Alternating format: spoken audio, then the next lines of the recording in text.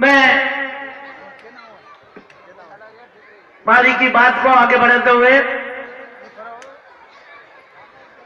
कि अनूप स्वामी जी महाराज ने इस दुनिया को क्या संदेश दिया और अनूप दास जी महाराज ने कुदरत और की शक्ति और राक्षसी शक्ति किस तरह से उसका अपने को बताया। तो अनूप स्वामी जी महाराज ने एक किताब लिखी जगत हितकारणी। जब इस दुनिया में अनंत देखा, दुनिया में त्राय मची हुई देखी, जीवाजून में त्राय मची हुई देखी, नरकत वनस्पति लुप्त होते देखी, तो अनूप स्वामी जी महाराज ने विचार किया कि सृष्टि कहते हैं कि सृष्टि में मालिक है। अगर इस सृष्टि का कर्ता मालिक है तो इसके होते हुए इस सृष्टि में इतना अनर्थ क्यों हो रहा है। इस बात को अनूप स्वामी जी महाराज ने दुख के साथ इसका पीछा किया और कहते हैं कि भक्ति करने से कृष्ण महाराज मिलते हैं और वो सबका भला करते हैं।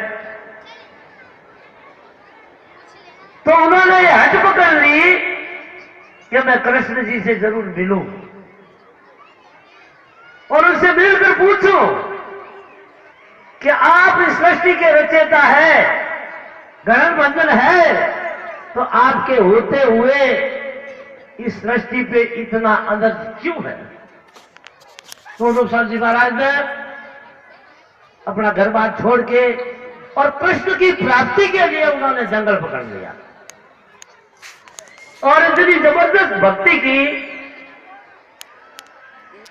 कि जो आज दिन तक किसी ने नहीं की। इस सृष्टि की रचना होने के बाद अगर पूर्ण भक्ति करने वाला कोई व्यक्तित्व का धनी पैदा हुआ है तो मात्र अनूप स्वामी जी महाराज है। तो कृष्ण भक्ति करने से मिला, आया वो और आके अनूप स्वामी जी महाराज के सामने पहले दूसरा रूप विकराल, इनके अंदर भय भरने के लिए विकराल रूप धारण किया। कैसा गाय का पिंजरा कंधे पे राक्षस रूप सामने खड़ा और कहता है कि साधु तू भूखा प्यासा यूं क्यों पड़ा है, वापस गांव में चला जा वरना मर जाएगा।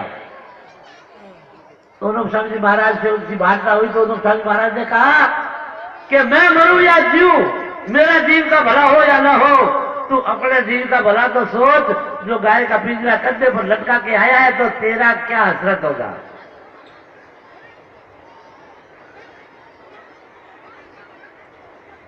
तो तू किस लिए बनाया? तो मैं कृष्ण जी के लिए। कैसा होता है कृष्ण? मोर मुकुट होता है। वो सारा वृत्तांत अनूप स्वामी जी महाराज ने उसको बताया। तो कि आंखें बंद करके खोल। अनूप स्वामी जी महाराज ने पलक झपक के वापस खोली तो वो रूप तो कहीं गायब हो गया और कृष्ण का स्वरूप वही सामने खड़ा है, वही पूरी रासलीला, वही सब।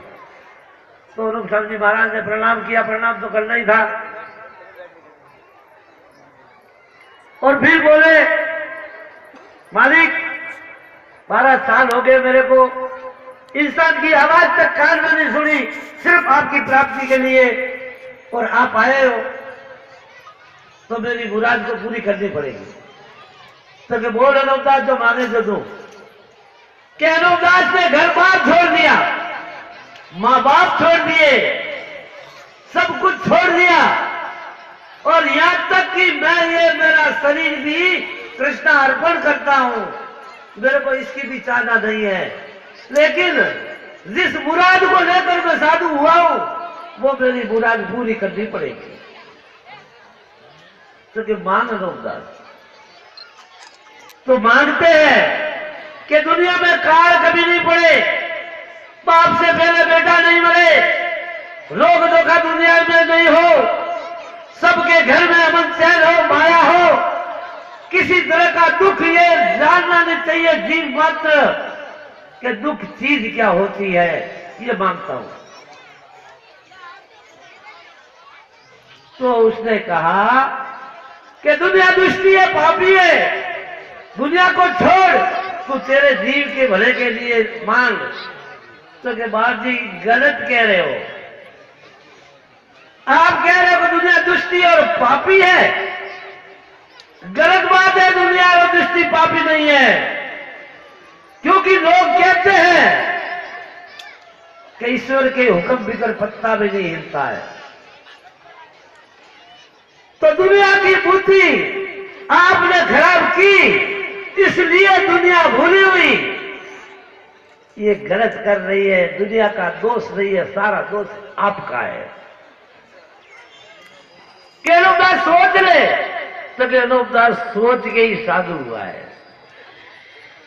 फिर उसने देखा कि ये तो जाल अलग है कोई, क्योंकि वो कृष्ण नहीं था, वो था राक्षस।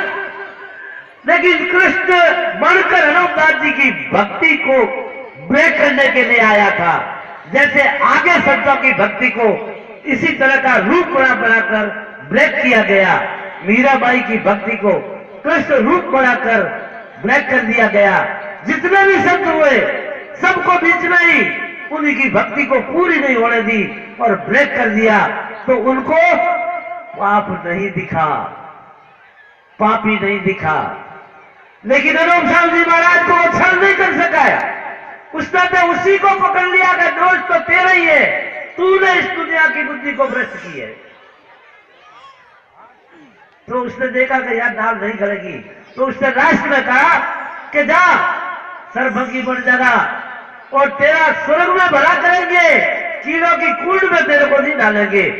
इतना कह के अलोप हो गया।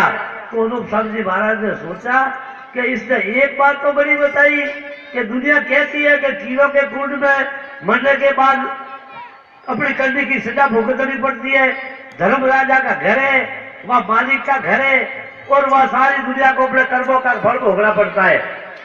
तो इसको पूरा मालूम है, तो इसका मतलब ये कृष्ण नहीं है, ये उसी घर का कोई बंदा है। अनूप साहब जी महाराज को बहुत बड़ा ज्ञान हो गया। तो फिर अनूप साहब जी महाराज उसके कहने से सरभंगी बड़े, गांव में आए, झाड़ू हाथ में दिया, क्योंकि 12 साल घुमाए, कृष्ण मिला, लेकिन दुनिया के परहित के लिए जो मैंने मांगा था, मेरे लिए मैंने कुछ नहीं मांगा। और दुनिया में भी कहते हैं कि परहित से बड़ी कोई धर्म नहीं होता। तो मैंने दुनिया के हित की बात मांगी और वो बात उसने नहीं मानी, तो मैं भी इसको कृष्ण नहीं मानता हूं। लेकिन इसने जैसा कहा है, देखा उसको कहने से होता क्या है। तो अनूप साहब जी महाराज गांव में आते हैं, गांव में आकर सरभंगी कैसे बन गए, झाड़ू हाथ में ले लिया, टोकरी हाथ में ले ली, गली गली में झाड़ू निकालना, कचरा बाहर डालना और मांगना नहीं, जो कोई जैसा टुकड़ा दे दे उसको खुद भी खाना, कुत्तों को खिलाना, इस तरह का उन्होंने काम सब। तो उसने अनूपदास जी महाराज के पीछे क्या लीला बनाई कि अनूपदास जी महाराज को पागल टाइप कर दिया। यानी दो भाई कोई अपने घर बार की बातें करते हैं, तो अनूपदास जी महाराज वहां से निकलते तो उनको सुनाई देता कि मेरे को गालियां दे रहे। तो ऐसा जब मामला गुजरा तो अनूपदास जी महाराज ने पुनः विचार किया कि भक्ति करने से सेहत हो जाती है और मेरी बुद्धि डावाडोल कैसे होती है। तो ये सारा मामला देकर उन्होंने अपने उस भक्ति का पीछा नहीं छोड़ा और जंगलों में रहे। तो जंगलों में रहकर अनूप साहब जी महाराज को ये मानिए रूबरू तरह तरह का रूप, गोपीचंद, भरतरी और बड़े बड़े अपने जो पूर्वज, जो बड़े बड़े संत और बड़े बड़े महापुरुष हुए, उनका रूप बड़ा बड़ा के और सामने आकर खड़ा रहेगा और उनको कई आग में बताने लगा कि अनूपदास इस तरह का होगा, ये आग में दुनिया में फेंक ताकि तेरे दुनिया में वारे वाह हो जाएगी। तब क्या मेरे को पता लगा कि ये कोई न कोई जाल है। और इसी तरह का जब मालदा गुजरा तो बड़ियों के ढूंढिए ये भी रूप बड़ा बनाकर और अनूपदास जी से मिलते रहे और कई तरह की आज्ञा और कई तरह की सुनाते रहे। तब अनूपदास जी महाराज लिखते हैं कि तब मैंने इन बड़ियों के पाप को पकड़ा। और बड़ियों को पाप को पकड़कर 28 साल तक अनूपदास जी महाराज ने इस दुनिया को समझाने की कोशिश की, लेकिन बड़ियों का पाप इतना जबरदस्त दुनिया की बुद्धि को खराब कर चुका था कि दुनिया के ये बात समझ में नहीं आई। और समझ में नहीं आई तो अनूपदास जी महाराज ने लास्ट में विचार किया कि भाई जो जिंदा जो जिसने जन्म लिया है उसको मरना आवश्यक है। जिसने दुनिया में जन्म लिया है उसको मरना आवश्यक है। तो मैं नहीं चला जाऊंगा, लेकिन इस काम को कैसे पार चलेगा, दुनिया कैसे बचेगी। तो अनूपदास जी महाराज ने जगत हितकारी ग्रंथ का विमोचन बनाया। अब जगत हितकारी में प्रथम 2 ताकत का जिक्र अनूपदास जी महाराज ने किया है। प्रथम परमेश्वर का जिक्र किया है, जिसने इस सृष्टि को बनाया और जिससे यह सृष्टि चलायमान है, उस परम पिता परमेश्वर की जानकारी अनूपदास जी महाराज अपने ग्रंथ में लिखते हैं। स्टार हजार हजार शुक्र उस ज्योति स्वरूप निरंजन निराकार का है, जिसने जमीन और आसमान को बनाया और तमाम सृष्टि को पैदा किया।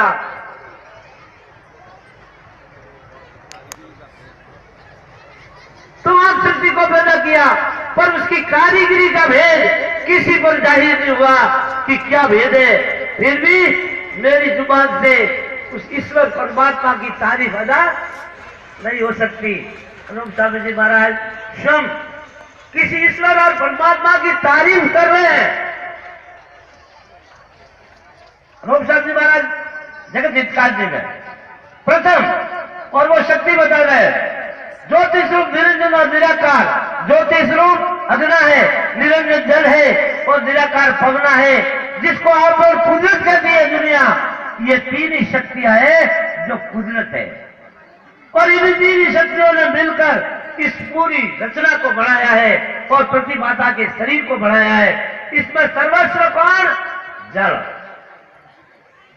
अनूपदास जी महाराज अपनी जगत हितकारी में अपने को समझाते हैं कि जल ही चिरंतन है, जल ही सबका बीज है और जल ही परमेश्वर है। ये शक्ति उन्होंने कुदरत की अपनी दुनिया को समझाया। दूसरी शक्ति का दूसरा मजमून मैंने बता समुद्र के देखे जो अजब तरह के नजर आए, कि जो जो कर्तव्य मैंने इन सदागर महान के देखे वो अजब तरह के नजर आए।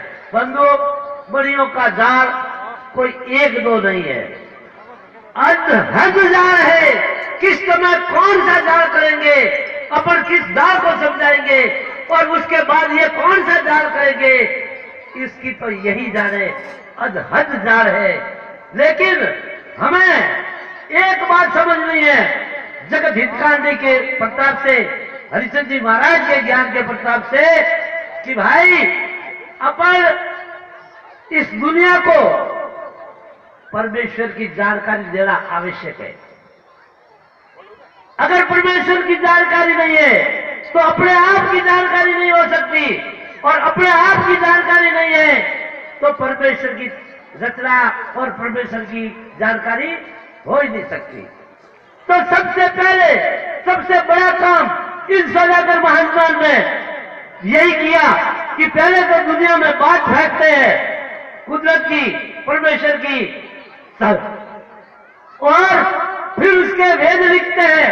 तो दुनिया में बातें भी ऐसी चलती है और किताबें भी ऐसे लिख के दुनिया में फेंक दी, तो बातें भी यही कहती है और किताबें भी यही कहती है, और उससे दुनिया की बुद्धि को भ्रमित कर दिया गया, परमेश्वर की पहचान को ही भुला दिया गया। पर तो इस जगह अपने को यह सोचना है कि उस परवरदिगार परमेश्वर ने यह रचना बनाई है, यह रचना किसके लिए बनाई है? ये रचना मात्र इंसान के लिए बनाई है। ये जितने वनस्पति फूल फल इससे कौन भोग ले रहा है? इंसान ले रहा है। जितने जीवाणु गाय भैंस घोड़ा ऊंट बकरी वगैरह जितने इनसे कौन भोग ले रहा है? इंसान ले रहा है। उसने पैदा करने के ये काम की नहीं है, पैदा करता इससे कोई भोग नहीं लेता है, लेकिन ये इंसान के लिए बनाई है। और इनको जो ड्यूटी कुदरत ने इनको दी है वो अपनी ड्यूटी आज दिन तक इंसान की पूरी करते चले आए हैं और कर रहे हैं और करते ही जाएंगे। जब इतनी रचना बनाकर इस इंसान को सुपुर्द की तो बंदा सोचो उस परवरदिगार ने इंसान को क्यों बनाया? क्योंकि ये जितनी रचना है, दरखत जिंदा है, फल फूल डाला पत्ती दाना छाया डाली सब देता है, और जब वो सूख जाता है तो उसकी लकड़ी भी इंसान के काम आती है। गाय भैंस घोड़ा ऊंट बकरी वगैरह वगैरह जिंदे हैं, दूध दही घी छाछ माखन भेंट और गोबर तरह तरह की रचना देते हैं। और जब वो उनकी उम्र भर जाती है, वो भर जाते हैं, तो उसके बाद में उसकी खालड़ी और चमड़ी तक इंसान को देते हैं कि मेरी चमड़ी से तेरी जूती सिलाना, तेरे कांटा नहीं छूट जाए। इतनी उपकार जो कुदरत ने इनको इंसान को देने के लिए दिया है और ये बराबर दे रहे हैं, तो सोचो इंसान को क्यों बनाया? इसकी जिंदगी तो काम नहीं आती, बाल जिंदा तो इसका काम नहीं आता, बाल किसी जीव के, और मरने के बाद काम नहीं आती खाल। तो इस इंसान को क्यों बनाया? तो बंदा सोचो कि रचना कुदरत ने बनाई इंसान के सुख से ऐश आराम के लिए, लेकिन इंसान को बनाया रचना की रक्षा के लिए। और इस रचना को बचाने के लिए ये काम इंसान को जब सुपुर्द किया तो किस ताकत से बचाएगा? इस भेजे की ताकत से। ये खोपड़ी इंसान की है, अरे नहीं तो इसमें के अंदर गेहूं बोए जाते हैं, नहीं इसमें कोई चारा उगता है जो पशु खा जाए। ये खोपड़ी इंसान की, इसीलिए इसमें इतना बड़ा ताकत कुदरत में ऐसी मशीनरी भरी है कि इस खोपड़ी से वो कुदरत जिसने इस रचना को बनाया है उसके भी काम आ जाता है इंसान इस खोपड़ी की ताकत से। जो अपने सामने है कि दानवों ने, राक्षसों ने, जिन सौदागर बनियों ने इस कुदरत की रचना को तोड़ दिया, मैं और मौत बड़ियों के कब्जे में है। कुदरत जिसको कहते हैं बड़ियों के कब्जे में है। अनूप स्वामी जी महाराज समझाते हैं कि बंदो इस दुनिया के अंदर इतना जबरदस्त बड़ियों का जाल है जो सूर्य चंद्रमा को लग जाता है, पवन और पानी को लग जाता है, तो इंसान की क्या चलाई? इंसान की कोई ताकत नहीं। लेकिन ये जितने इंसान बैठे हैं ये इंसान नहीं है, ये देवता है। क्योंकि इस संसार में हरिश्चंद्र जी महाराज इसी बात को समझाते हैं कि राज अवतार नहीं गुण अवतार है, गुणों से राजा को राम कहते। राज अवतार नहीं गुण अवतार है, गुणों से राजा को राम कहते। आदमी देव नहीं, गुण है देवता। गुण से ज्योत प्रकाश रहते, स्त्री गुण नहीं, स्त्री देव नहीं, सतबड़ा गुणों का। गुणों से देविया सुख देते, सोनी झूलना कहते, अगुड़ी पुरुष को गुण देते, और गुण देते तई भूत बने तो राक्षसी भूत का जान लेते। क्योंकि गुणों से नहीं बनी और गुण भी नहीं में। ये शरीर किससे बना है? जल अमर पवन तीन ही गुण है, इससे बना। और इस सारे का गुण अपने अंदर है। गुणों से नहीं बनी, गुण भी नहीं में। देख लो दीदार जब से गई। तो बंदो रूप शांति महाराज वो शख्सियत है कि जिन्होंने अपनी औलाद को बचाने के लिए, प्राणी मात्र को बचाने के लिए अपना पूरा शरीर अर्पण कर दिया, पूरी अपनी जिंदगी अर्पण कर दी। और हमें ये निर्देश दिया किताब के मार्फत से कि बंदो, ये किताब मैंने फायदा आम के वास्ते बहुत सी मेहनत, तमाम मेहनत और बहुत से रुपये खर्च करके तैयार की है। इस वास्ते सजदों से ये प्राप्त है कि इस किताब के हरूफ बहरूफ बगौर तमाम पढ़े, सोचे, समझे और मणियों के जाल से बचे। ये जाल इतना खतरनाक है, अपने अंदर भी घुस जाता है, अपने अंदर भी घुस जाता है और अपने अंदर घुस के एक सीधाई मुझे भी कोई दिखा देते हैं और मैं उस सीधाई के पीछे लट्टू हो जाता हूं, यानी जाल से नहीं बचा। अनूप साहब जी महाराज हर पेज में लिखते हैं कि बंदो, एक दिल हो जाओ और सब एक दिल होकर इस बात को गांव गांव, शहर शहर, गली गली इसको जाहिर करो। तो हमें एक दिल हो रहा है और एक दिलों को कब होंगे कि जब हमें हमारा ज्ञान होगा, हमें उस परमेश्वर का ज्ञान होगा और हमारा ज्ञान होगा। तो कहते हैं कि परमेश्वर कहीं एक जगह नहीं बैठा है, मालिक कहीं एक जगह नहीं बैठा है, वो तो घट घट में है। जब घट घट में मालिक है तो मेरे सामने ये बच्चा घूम रहा है, मुझे इसमें भी परमेश्वर नजर आता है।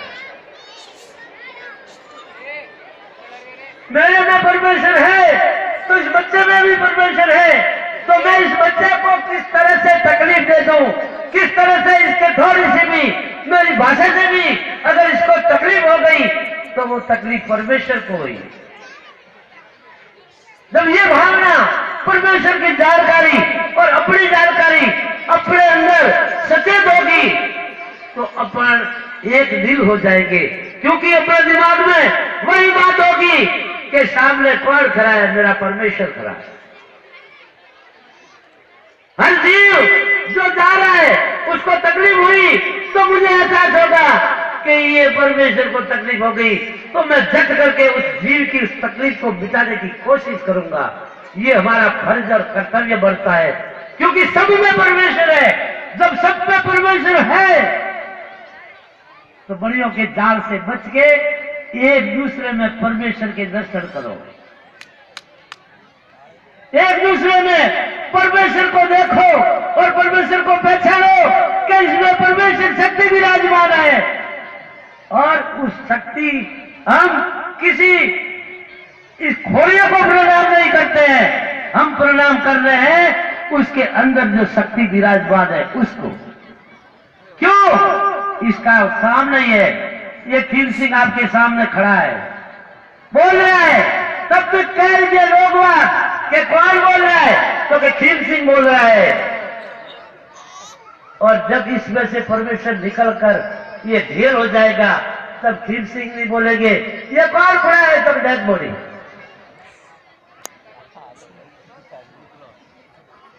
तो परमेश्वर की जानकारी करना अति आवश्यक है। अनूप साहब जी महाराज ने खास तौर से अपने को समझाया है कि एक दिल हो रहा है तो हर जीव में, हर प्राणी में परमेश्वर के दर्शन करो, तभी आप एक दिल हो जाओगे। एक दिल अपना हो रहा है, लेकिन बुढ़ियों ने बहुत बड़ा जाल किया अपने ऊपर, क्योंकि अपनी जितनी भी परमेश्वर की पहचान भुला दी गई और परमेश्वर की पहचान भूल जाने से एक बेटा अपने बाप की झापट मार देता है। एक बेटा अपने बाप की झापट मार देता है तो अपन बातें करते हैं, अरे वे गजब हो गए, क्या हो गया कि फलाने के छोरे ने मैंने उस डोकरे की झापट मार दी। तो अपन खुद कहते हैं, क्या कहते हैं कि राम लीलियों को, यानी उसको परमेश्वर का ज्ञान ही नहीं है तो उसको परमेश्वर कहां से प्राप्ति होगी। परमेश्वर का मिलना, उसकी प्राप्ति, उसका ज्ञान होना ही उसका मिलना है, उसका ज्ञान होना ही उसकी प्राप्ति है। बंधुओं, जब तक हम एक दूसरे में परमेश्वर को पहचानेंगे, परमेश्वर को देखेंगे, तो उस वक्त हम एक ही दिल हो जाएंगे, और एक दिल होने के बाद अपने अंदर किसी तरह का कोई फर्क नहीं आएगा, न किसी तरह का किसी के प्रति कोई दूसरा दुर्व्यवहार आएगा। तो रूपचंद जी महाराज ने बार बार अपने को समझाया, लेकिन हरामजादों ने अपनी बुद्धि दुनिया की खराब करने के लिए, क्योंकि पाप चलाने वाला कब सक्सेस होता है कि पहले दुनिया की बुद्धि को भ्रमित कर दिया जाता है। तो दुनिया में बातें भी ऐसी चला दी जो जादू की बात है, यानी जो जितनी जादू की बात है वो हमारे पूर्वजों पर लगा दी। हमारे बड़े जो हुए, हमारे से पहले जो महान संत हुए, महान ज्ञानी हुए, उनके नाम से जादू के करिश्मे उनके ऊपर ठोक दिए कि रामचंद्र जी महाराज के श्राप से समुद्र खारा हो गया। और वही बात किताब में लिख के दिखा दी कि ये बुजुर्गों ने लिखा है, और उस किताबों में भी नाम अपने ही बुजुर्गों का फलान से कौन तक वेद व्यास जी लिख के गए। इतना बड़ा छल अपने साथ किया, और अपने महापुरुष जो हुए उनका स्वरूप भी गलत करके अपने को पूजा दिया, और दुनिया ने पूछ दिया, और दुनिया उस भ्रमित होने की वजह से, परमेश्वर की जानकारी और परमेश्वर को भूल जाने की वजह से उस बातों को सच्ची मान ली। रामायण के अंदर मैं आपको प्रत्यक्ष दिखाना चाहूंगा कि वेद शास्त्र आज अपन जिसको अपना सर्वस्व समझ रहे हैं उसमें कितना झूठ है। आप अपने पास बुद्धि है, अपनी बुद्धि को सही स्टेप पर लाकर, दुरुस्त हालत में लाकर विचार करना कि रामायण के अंदर जितने भी रामचंद्र जी के साथ गए युद्ध के अंदर, जो सारे रीछ, भालू, बंदर और यही गए थे, क्या उस समय इंसान नहीं थे? लेकिन वो जीवड़े भी साथ थे। ऋषि जी महाराज समझाते हैं 18 पदम के योद्धा थे, लेकिन और साथ कौन था कि कुत्ता, सियाल, जग, सीतरा, शेर, छोटा दार, बिलाला, बीनी, नमधरारा फेर धर्म से शामिल रहता, और लंक फदारे राम प्रेम सु दल में कहता, कैसोनी अक्षर लंका को लीधी घेर, कुत्ता, सियाल, बोंदरा, रीछ, सरक, सीतरा और शेर। ये जीव तो थे ही थे, लेकिन इन जीवों के साथ 18 परम योद्धा थे, उनको भी बंदर और भालू बना दिया गया। तो जामवंती उनको बंदर बना दिया। जामवंती तो महापुरुष थे, मां शक्तिशाली ज्ञानी पुरुष थे, गुरु जी को जानवर बना दिया, और जबकि गुरु जी ने तो गुरु पुराण लिखा है। और वाली अंदर सुग्रीव, नागवीर, हनुमान, ये जितने भी योद्धा थे, इन सबको बंदर बना दिया गया।